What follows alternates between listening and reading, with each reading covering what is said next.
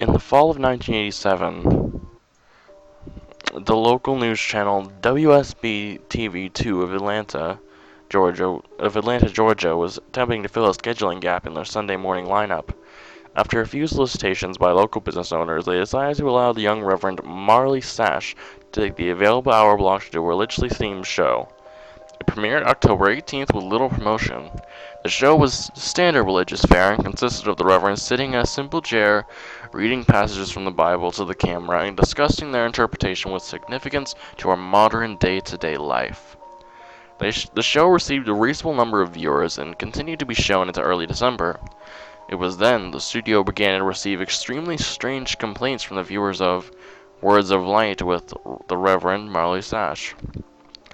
The calls were from women, and women only, who vaguely referred to uncomfortable feelings they had at very specific intervals during the program. They described feelings of nausea, back pain, dizziness, and blurred vision. These callers, for no discernible reason, were convinced that it was the viewing of this program that were causing these symptoms.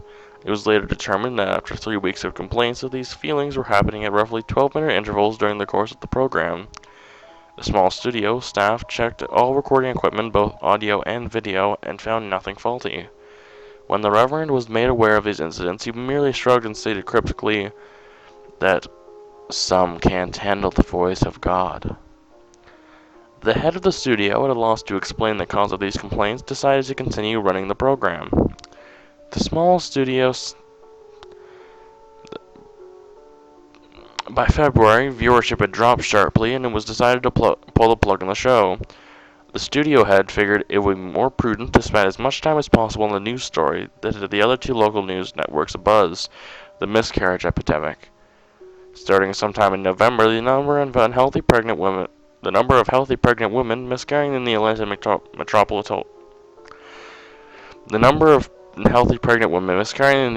metropolitan area had reached over 300. The CDC could find no discernible cause for this terrifying occurrence. The Reverend took the show's cancellation with what could only be described as abject indifference. When informed, he made no protests, merely nodded and almost knowingly. He left the studio after the last episode was filmed without so much as a word and dropped off the face of the earth. No one ever heard from him again. Not his former congregation or any member of the church. The studio moved on, filling the slot with an infomercial and continued to concentrate on the miscarriage story.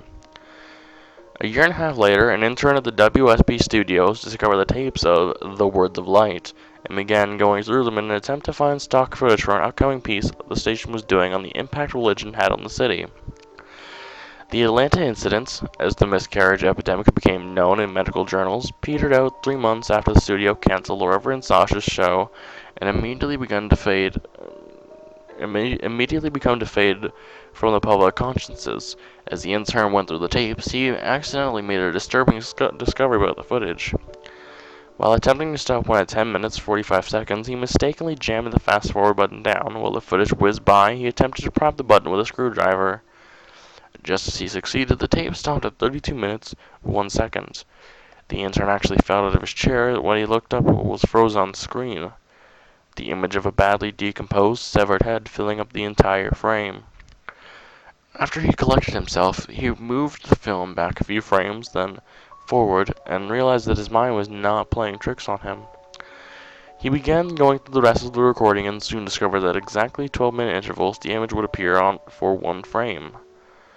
Thinking it was some practical joke being played on the new guy, he presented it to one of the film technicians, ready to be mocked. The technician was just as puzzled as him.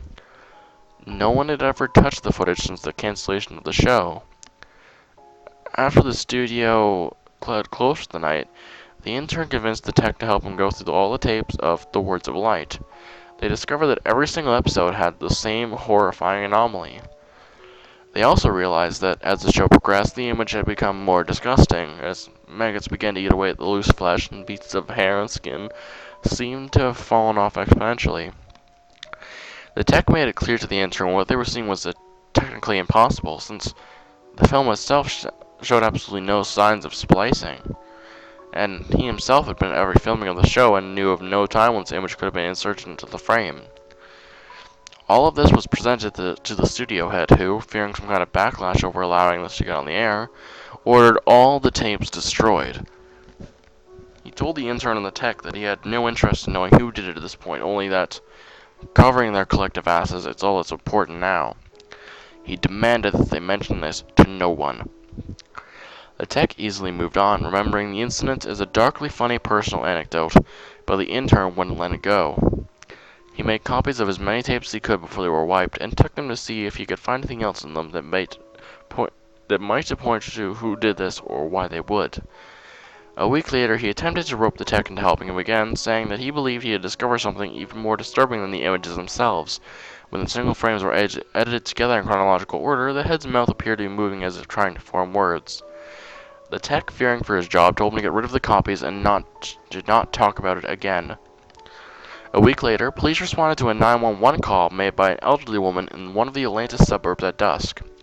She had heard horrible noises coming from her next-door neighbor's house where a young couple lived. She told the emergency responder that the wife was pregnant and that she was terrified that something had happened. When the officers arrived on the scene 20 minutes later, they found no lights on and the windows and the front door ajar. They moved in slowly and made their way into the living room. Inside, they found a young woman, dead, with her abdomen slashed open. The wound was jagged, and a trail of blood led from the body to the couch in the far end of the room. There sat her husband, the studio intern, naked. The corpse was unborn child at his feet, dying.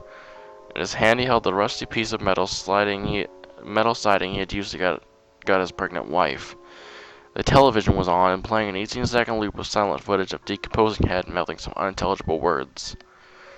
The story at the police precinct to this day goes that the intern kept saying under his breath, over and over again as they led him away, "The light of God calls them."